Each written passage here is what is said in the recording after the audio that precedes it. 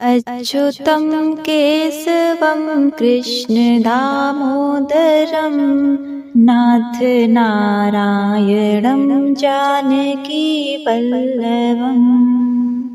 ओम नमो भगवते वासुदेवाय नमः। श्री कृष्ण भगवान की जय।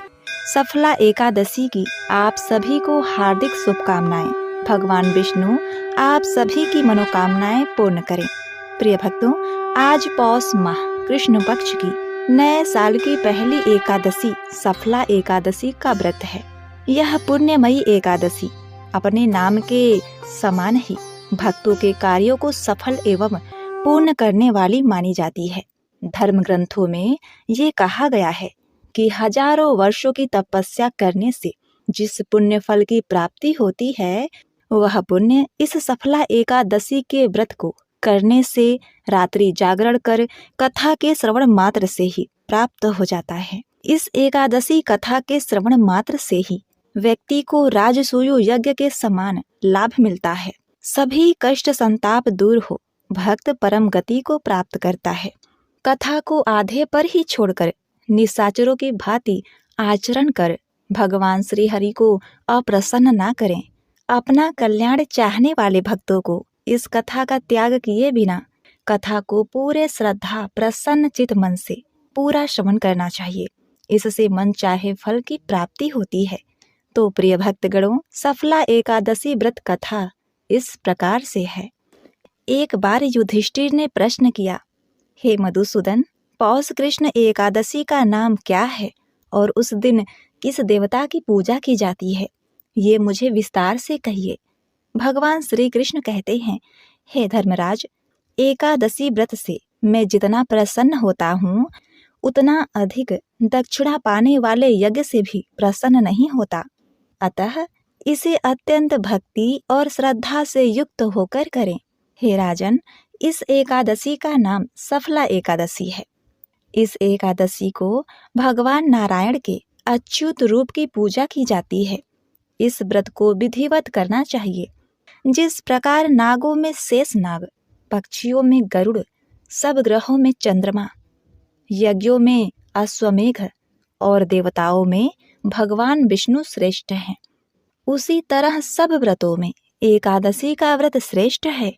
जो मनुष्य सदैव एकादशी का व्रत करते हैं, वे मुझको परम प्रिय हैं। इस सफला एकादशी के व्रत की विधि इस प्रकार से है। ऋतु के अनुकूल फल, नारियल, नींबू, नैवेद्य आदि 16 चीजों से भगवान नारायण की पूजा करे तथा रात्रि को जागरण करे। इस एकादशी व्रत के समान यज्ञ, तीर्थ, दान, तप तथा और कोई दूसरा व्रत नहीं है। 5000 वर्ष तक करने से जो फल मिलता है, उससे भी अधिक सफला एकादशी का व्रत करने से मिलता है। हे राजन, अब आप इसकी कथा सुनिए। चंपापुरी नगर में एक महिष्मान नाम का राजा राज करता था। उसके 4 पुत्र थे। उन सब में लुम्पक नाम का बड़ा पुत्र महापापी था। वह सदा पर स्त्री तथा वेश्यागमन में अपने पिता का सारा धन नष्ट करता, देवता, ब्राह्मण, वैष्णवों की निंदा किया करता था। जब राजा को अपने बड़े पुत्र के ऐसे कुकर्मों का ज्ञान हुआ, तो उसने उसे अपने राज्य से निकाल दिया। तब लुम्पक विचार करने लगा कि अब मैं कहाँ जाऊं, क्या करूं। अंत में उसने चोरी करने का निश्चय किया। वह दिन को वन में रहता और रात को अपने पिता के नगरी में चोरी तथा अन्य कुकर्म करता। वह वन में रहकर पशु आदि मारकर खा जाता था। राज्य कर्मचारी उसको इस कुकर्मों के कारण पकड़कर भी राजा के भय से छोड़ देते थे। उसी वन में एक अत्यंत विशाल प्राचीन पीपल का वृक्ष भी था, जो देवताओं के समान पूजा जाता था। उसी वृक्ष के नीचे लुम्पक रहता था। कुछ समय पश्चात पौष कृष्ण पक्ष की 10वीं के दिन वह निर्वस्त्र होने से शीत के कारण सारी रात्रि सो नहीं सका। उसके पास पर्याप्त मात्रा में वस्त्र नहीं थे। इस कारण उसके हाथ पांव अकड़ गए। वह रात्रि उसने बड़ी कठिनाई के साथ व्यतीत की और सूर्योदय होने पर भी मूर्छित ही पड़ा रहा। जब सुबह हुआ, सुबह होने के बाद दोपहर हो गया, तो दोपहर के समय सूर्य की गर्मी से उसकी मूर्छा दूर हुई तो होश में आकर उसे बहुत जोर से भूख लगी। गिरता पड़ता वन में भोजन की खोज में गया, परंतु शरीर में शक्ति ना होने के कारण, बहुत ही कमजोर होने के कारण जीवों को मारने में असमर्थ रहा। उस दिन उसने किसी भी जीव की हत्या नहीं की। इस कारण से वृक्षों से गिरे फलों को बीनकर अपने वृक्ष के नीचे लाया। उस समय तक सूर्य भगवान अस्त हो गए थे, अतः उसने उन फलों को पीपल के वृक्ष के नीचे लाकर रख दिया और रोकर कहने लगा, भगवान, यह फल आपके लिए ही अर्पण है, आप ही इससे तृप्त होइए। अचानक उसके मन में अपने जीवन के प्रति घृणा होने लगी।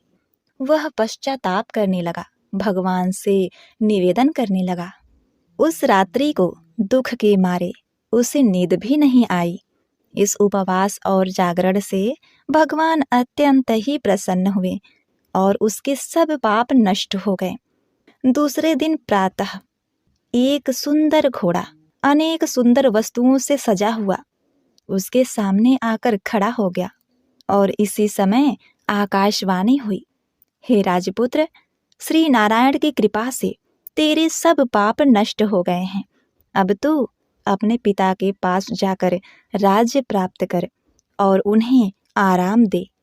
आकाशवाणी सुनकर लुम्पक बड़ा ही प्रसन्न हुआ और दिव्य वस्त्र धारण करके भगवान आपकी जय हो ऐसा कहकर अपने पिता के पास गया और उसने संपूर्ण कथा सुनाई।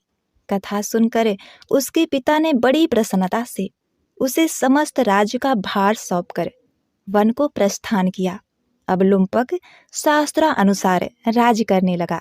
उसका एक बहुत ही सुंदर कन्या से विवाह किया गया और उसे बहुत ही परम तेजस्वी पुत्र की प्राप्ति हुई।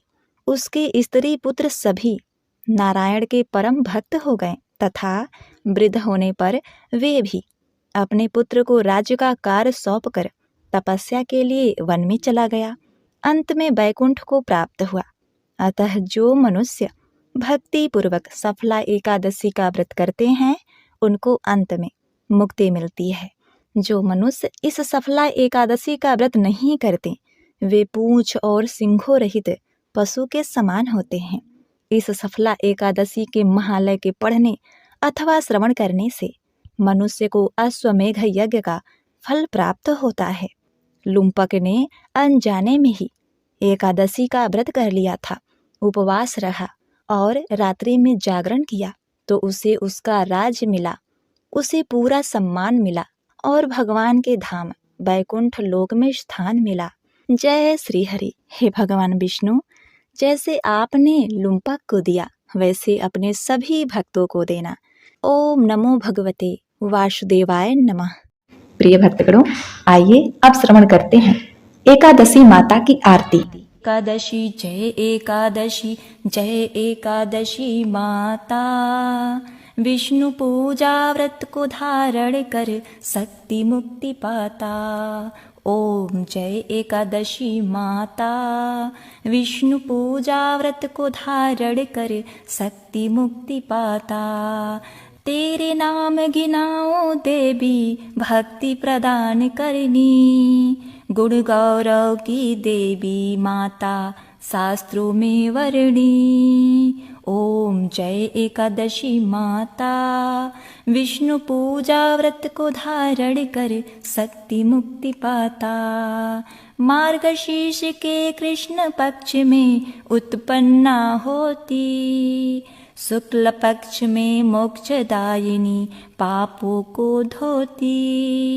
ओम जय एकादशी माता। विष्णु पूजा व्रत को धारण कर शक्ति मुक्ति पाता। पौष मास के कृष्ण पक्ष को सफला नाम कहे। शुक्ल पक्ष में होय पुत्रदा आनंद अधिक रहे। ओम जय एकादशी माता। विष्णु पूजा व्रत को धारण कर शक्ति मुक्ति पाता। नाम सटतीला माघ मास में कृष्ण पक्ष आवे। शुक्ल पक्ष में जया कहावे, विजय सदा पावे। ओम जय एकादशी माता। विष्णु पूजा व्रत को धारण कर शक्ति मुक्ति पाता। विजया फाल्गुन कृष्ण पक्ष में शुक्ला आमल की। पाप मोचनी कृष्ण पक्ष में चैत्र मास बल की। ओम जय एकादशी माता। विष्णु पूजा व्रत को धारण कर शक्ति मुक्ति पाता। चैत्र शुक्ल में नाम कामदा धन देने वाली। नाम बरुथनी कृष्ण पक्ष में वैशाख माह वाली। ओम जय एकादशी माता। विष्णु पूजा व्रत को धारण कर शक्ति मुक्ति पाता। शुक्ल पक्ष में होय मोहिनी, अपरा ज्येष्ठ कृष्ण पक्षी। नाम निर्जला सब सुख करनी, शुक्ल पक्ष रखी। ओम जय एकादशी माता। विष्णु पूजा व्रत को धारण कर शक्ति मुक्ति पाता। योगिनी नाम आषाढ़ मास जानो, कृष्ण पक्ष वर्णी। देवशयनी नाम कहायो, शुक्ल पक्ष धरनी। ओम जय एकादशी माता। विष्णु पूजा व्रत को धारण कर शक्ति मुक्ति पाता। कामिका श्रावण मास में आवे, कृष्ण पक्ष कहिए। श्रावण शुक्ल होय पुत्रदा, आनंद से रहिए। ओम जय एकादशी माता। विष्णु पूजा व्रत को धारण कर शक्ति मुक्ति पाता। अजा भाद्रपद कृष्ण पक्ष की परिवर्तनी शुक्ला। इंदिरा अश्विन कृष्ण पक्ष में व्रत में भवसागर निकला। ओम जय एकादशी माता। विष्णु पूजा व्रत को धारण कर शक्ति मुक्ति पाता। पापा कुंसा है शुक्ल पक्ष में पाप हरण हारी। रमा मास कार्तिके में आवे सुखदायक भारी। ओम जय एकादशी माता।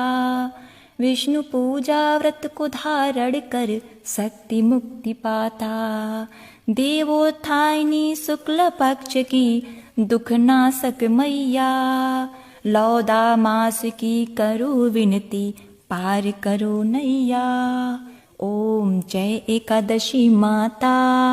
विष्णु पूजा व्रत को धारण कर शक्ति मुक्ति पाता। शुक्ल लौद में होय पद्मिनी, दुख दारिद्र हरणी। परमा कृष्ण पक्ष में होती, जन मंगल करनी। ओम जय एकादशी माता। विष्णु पूजा व्रत को धारण कर शक्ति मुक्ति पाता। जो कोई आरती एकादशी की भक्ति सहित गावे। जन रघुनाथ स्वर्ग का वासा, निश्चय वह पावे। ओम जय एकादशी माता। विष्णु पूजा व्रत को धारण कर शक्ति मुक्ति पाता। ओम जय एकादशी, जय एकादशी, जय एकादशी माता। विष्णु पूजा व्रत को धारण कर शक्ति मुक्ति पाता।